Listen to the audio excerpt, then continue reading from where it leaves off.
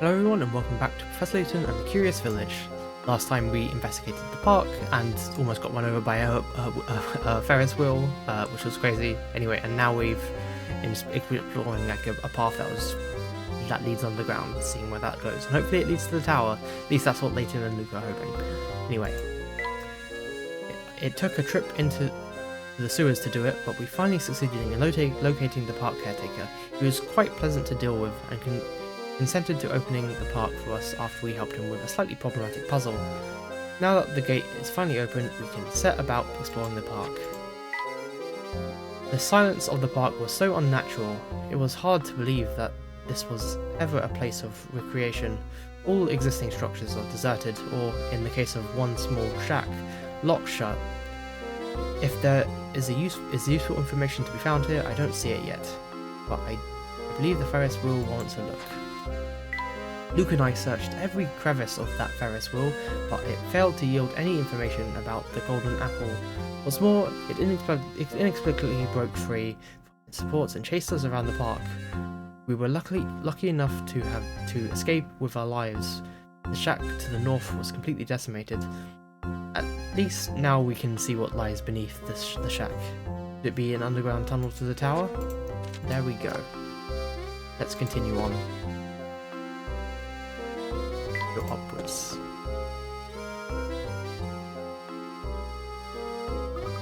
Wow, I certainly didn't expect to find a room down here.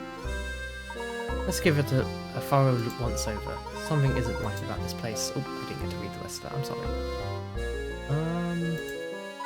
Under the lamp, I think. Mold or something, whatever that is. And then that's an ordinary tub. Yeah. What is it? There we go. Okay.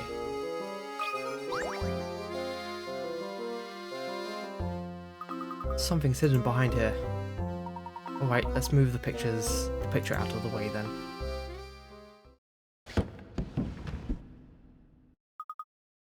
What's this here?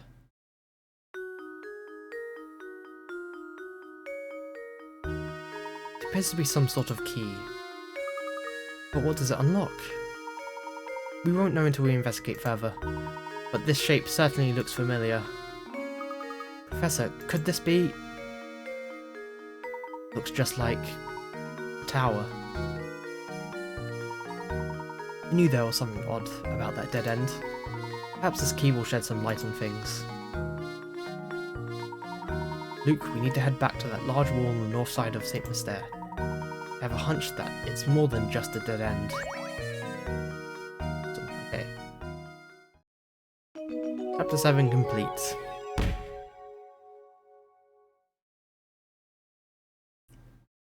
We'll read that mystery.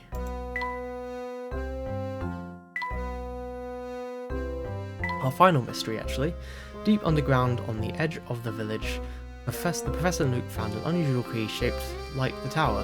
While the connection between the key and the tower seems uncertain, what the key unlocks remains a mystery.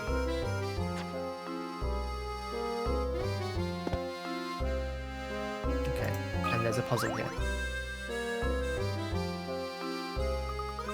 Look at how old this picture is. Professor, do you want to try a really difficult puzzle?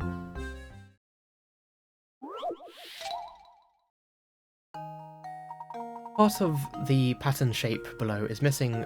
Which of the pieces A, B, and C in... oh jeez, let me try again. Part of the pattern shape below is missing. Which of the pieces A, B, C, and D will complete the pattern when inserted into the gap? And I believe it's B. That should do it. There we go. Every puzzle has an answer. Excellent.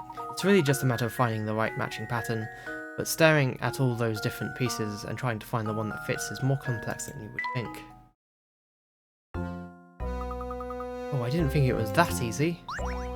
This goes to Layton, I believe.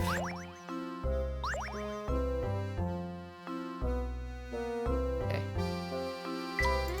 We need to exit the park right now, and I believe there's nothing else in here, so we just completely have to just like walk all the way.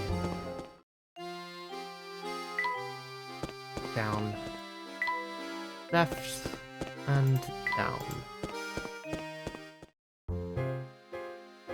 And down again.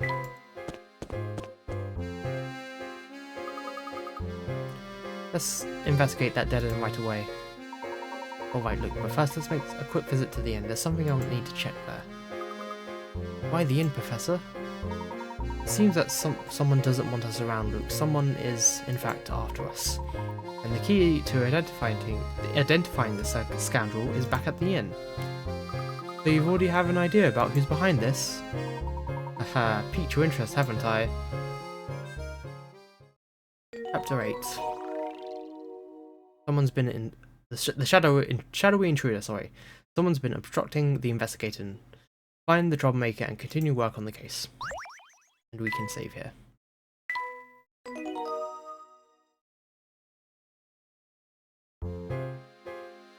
Before we go to the inn, we should go back down to the sewers and talk to Sylvian, who is right here.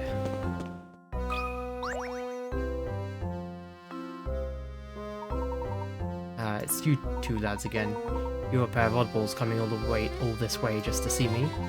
But lucky for you, I got myself a darling of a puzzle and a mind to share it with you. Okay. Wash up. You need to wash your face, but all 13 water valves of the pipe are shut tight. You must open the valves to get the water flowing into the sink. Closed valves are marked A.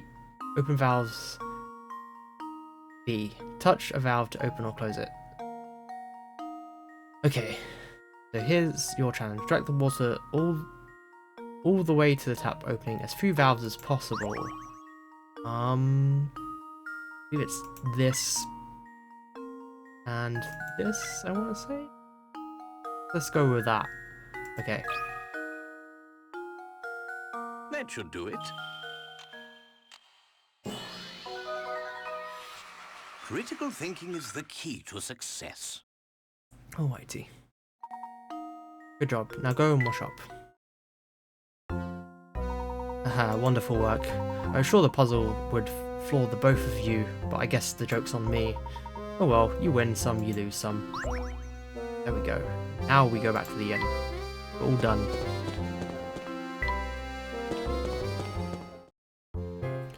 Should be just a bunch of walking around. Gives me enough time to talk about some stuff sometimes, at least. Yeah, we're very nearly at the end of the game, by the way. It's great.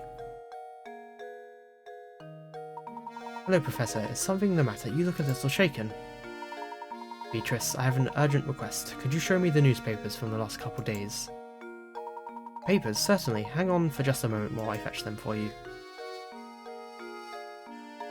That's strange. I'm sure I put them down around here somewhere. Is there a problem? I'm sorry to disappoint you, but I can't seem to find them anywhere. Even today's morning paper seems to have gone missing. I see. Well, thank you just the same, Beatrice. This has been most helpful.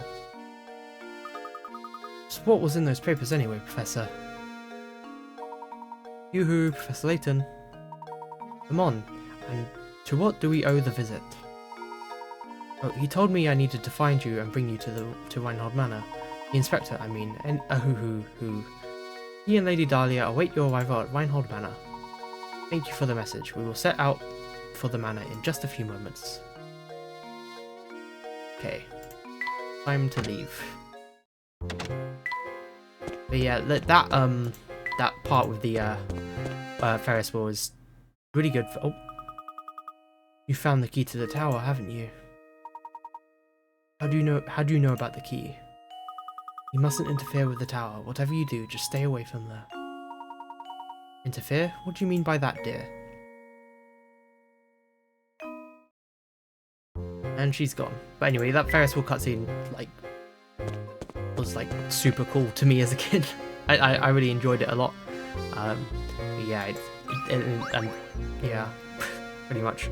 And I actually got stuck after getting to that one, so I never beat the game after that, unfortunately, until a couple years later, when I was more smart and I could solve puzzles. And yeah, but that one that one cutscene is great. I love it.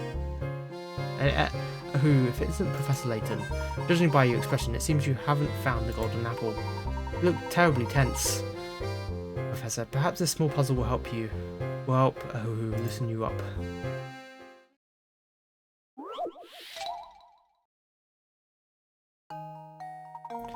It helps Statue and Scarfin move the wolf, sheep, and cabbage from one side of the river to the other while obeying the following rules. In addition to Captain, the raft can only support one animal or one item at once. When Statue and Scarfin isn't near, the wolf will eat the sheep, and you'll have to start over. The sheep will eat the cabbage when Statue and Scarfin isn't around. If you let the sheep have its way, you'll have to start over. You can shuttle the raft back and forth as many times as you like, but the shortest solution takes 7 moves. Okay. Let's see. I believe it's this. Back. Go. Take the sheep. Take the wolf. Back. And there we go. Luke, here's my answer. Quite the simple puzzle.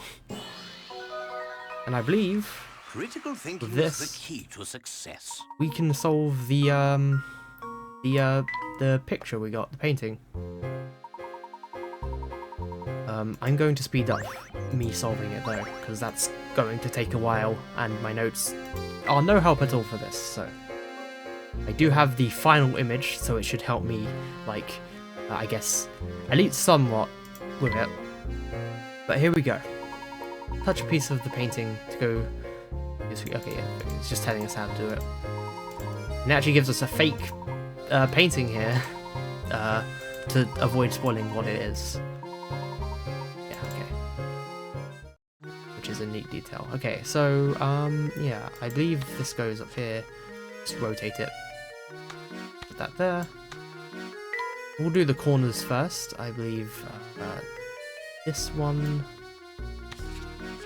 goes, let's see, there. I believe this one goes here. Okay. Actually, no, I might not speed it up. This is actually quite easy, especially since I have a frame of reference. So, with the final, like, image. Oops, I didn't mean to do that. Yeah, this does give me some time to talk also, so I'd like to do that. Yeah. This first game, as I've said before, I believe it's not all too interesting with the story. It's a very simple story, but I still love it all the same, really. Let's see here. Does this go somewhere? No, I think it goes here. There we go. Okay. But yeah, it's a quite simple story, but I still love it. It's really nice. Yes, would be the way to say it. And it's sort of underappreciated a little bit, but personally I really love it a lot. Let's see, almost done with the corner pieces. I'd say my only like real complaint with it would be that it's the professor doesn't really have much of a character in this one. Like he sort of he's just like the placeholder to like tell us, oh, that this is what's going on. He's the one that solves it. He doesn't really have much depth to him in this game, and I believe the other games do a better job like that. But I still like love his lines in this one. They're very great. Okay, let's get to solving this puzzle. Oh jeez. Okay, there we go. We got this one left. That's it. Almost done. There we go.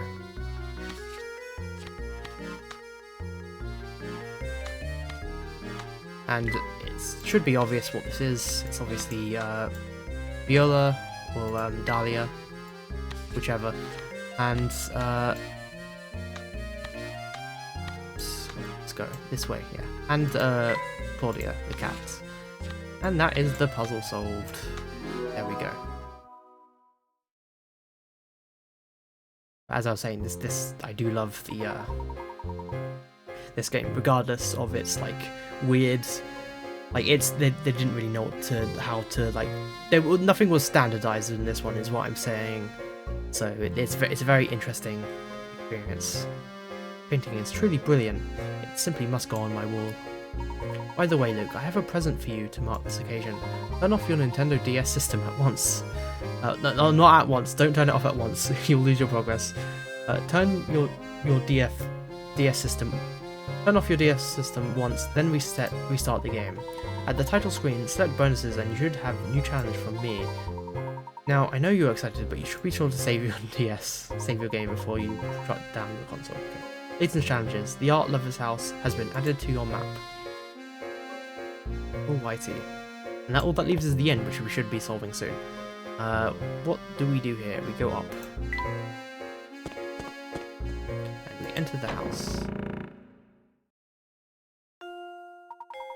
Welcome back, Professor Layton. Please come in. Everyone is waiting. Thank you, Matthew.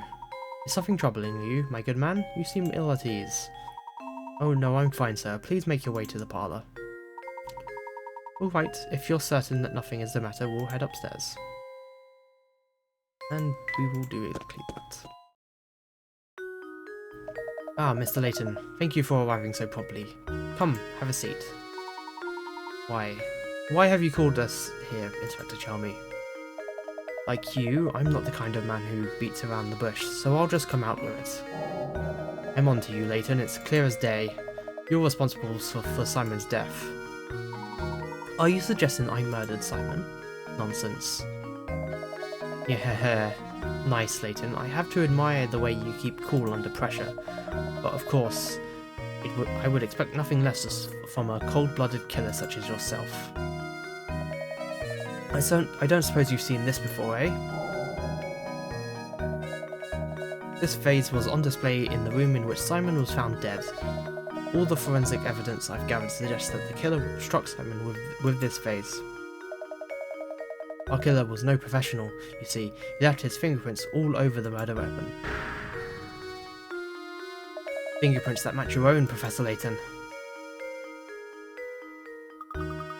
Oh, that's the vase from the market, isn't it? You rotten murderer. If this vase is evidence, why did you just break it like it was nothing? So go on and give me an alibi, Layton. Where were you when Simon was killed? Come on, out with it. I was with Luke, investigating matters down in the village. Is that the best you can muster? It's clear that the little brat is an accomplice to your crime. Admit it, Layton. You two wanted to keep the golden apple so badly that you conspired to murder Simon. You can't fool me, Layton, so cough it up and start talking. While I'm at it, I'll take the key to the tower you picked up too. It seems you are intent on pinning this crime on me, Inspector, but if you're a true enforcer of the law, you'll acknowledge that I'm not the only reasonable suspect. Any member of this household could have committed the crime. In fact, you can't even rule out the possibility that everyone here had a hand in the murder. Furthermore, are we even sure that a murder took place here? What kind of nonsense are you spouting now? Do you really think anyone here is fooled by your crackpot theories? Dr. Chalmy, I'm beginning to think the only person here with something to hide is you. That's absurd. This has nothing in the slightest to do with me. No, Inspector, it has quite a bit to do with you. Meaning? Isn't it obvious? If there is any criminal element involved in this case, then it is you, sir. What? That's absurd. Hey, calm down. What utter rubbish! You'll need more than some death charge to save your hide.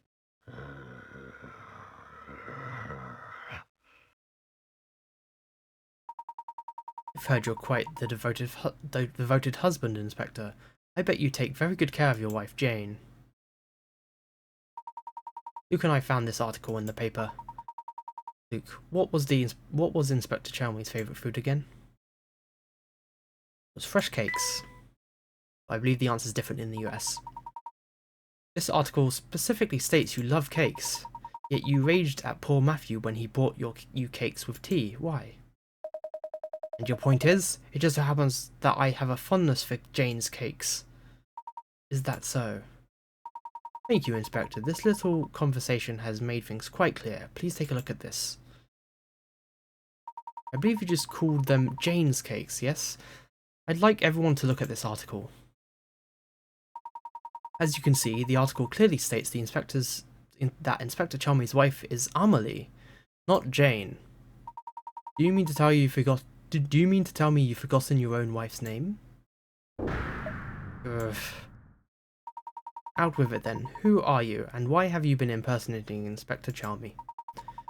And why have you been running this investigation? But your sudden memory loss regarding your wife's name isn't the only suspicious thing about you. Try to recall the time around Simon's death. You said you received a report that prompted you to come to St. Mystere, but you forgot one thing. After Luke and I arrived, the drawbridge that is St. Mystere's sole entrance had its crank stolen. This effectively sealed the village. From that point on, no one could enter or leave the village. And do you recall just when this seclusion began? During our search for Claudia.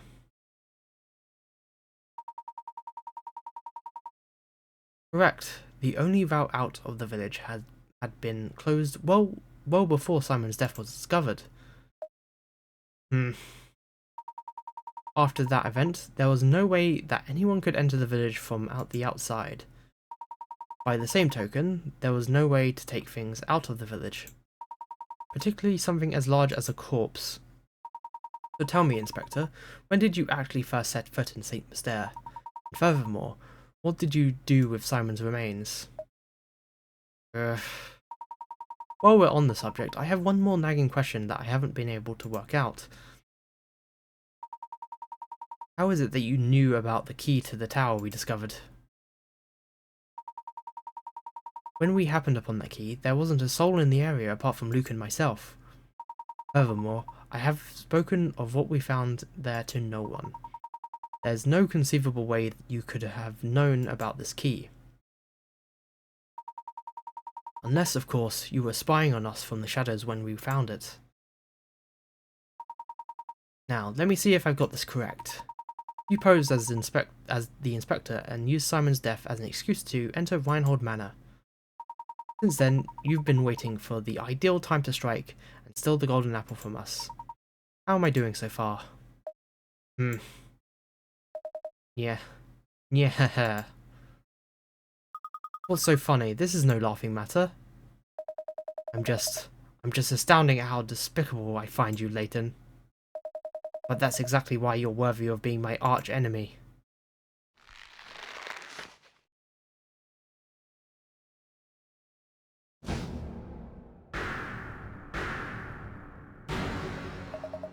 I've always despised you, Layton. Thought I'd be able to crush you once and for all here in St. Mystere, but that will have to wait since you saw through my disguise. You haven't caught on yet, but St. Mystere hides a secret of epic proportions. When I imagine a dimwit like you trying to unravel the mystery, I just have to smile. My business here for the day has come to an end, so I'll be off now. But listen closely, Layton. Never forget how close you came to being bested. One day, I, the great Don Paolo, will rain my vengeance down upon you. And on that fearful day, you will beg for an umbrella and a raincoat, perhaps even some galoshes. Yeah, he's awesome. Gosh.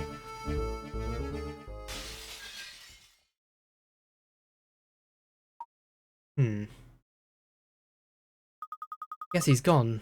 Do you know who that man was? Don Paolo is his name. I've heard stories of him. His grasp of the hard sciences is rumoured to be unrivaled. The problem, as you might guess, is his personality. Though he's a genius, the man is evil. The Science Board has banished him from working officially in his field ever again. Sneaking into St. Mystere to steal the Reinhold fortune sounds like the kind of scheme he would hatch. He seems to hold quite a grudge against you, Professor. What did you do to cross him? I haven't the slightest idea, Luke. Well, that aside, What was all that talk of a secret hidden in the village? What was he referring to? I'm mystified by it myself. For the time being, though, let's focus on finding the golden apple, shall we? I say we follow our newest lead and head for that tower. Let's check that dead end for Luke. And with that, we finished chapter 8, and we've just got a tiny bit more to go. The next part might be the last one. It depends on how long this takes. But yeah, we've solved this, and we've also solved one of the mysteries. So we'll go ahead and read the updated description on that, and then we'll stop.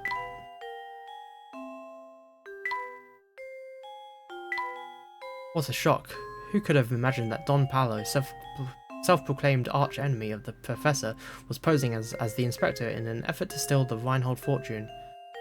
The true Inspector Chalmey never set foot in St. Stair and is probably at home in London enjoying tea and cakes right now. Yeah. That's the end of this part. I hope you... Oops. Shoot. Anyway, I'll do this first then. I'm simply shocked at this turn of events. Who could have guessed that we had an imposter in our midst? He had me completely fooled. But you saw right through him, Professor. I must say, I'm quite impressed with your cunning. I ask you now to put that brilliant mind of yours to work again, and set out in search of the golden apple. It would be my pleasure, madame. By the way, are you feeling alright? You look a bit pale. I woke this morning with memories of a peculiar dream I must have had last night. My husband and I just had a brand new baby girl, and oh, how everyone fawned over her. The next moment, suddenly I was in a park walking hand in hand with my young daughter. Your daughter, you say? Now why would I have a silly dream like that? These past few days have really been quite draining. Professor Layton, I don't feel particularly well at the moment. I think I'll go and lie down for a bit. What's wrong with Lady Dahlia? She had a dream of walking in the park with her young daughter. There's something quite curious about that dream. Alrighty, that's the end. Okay, see you guys next time. See you.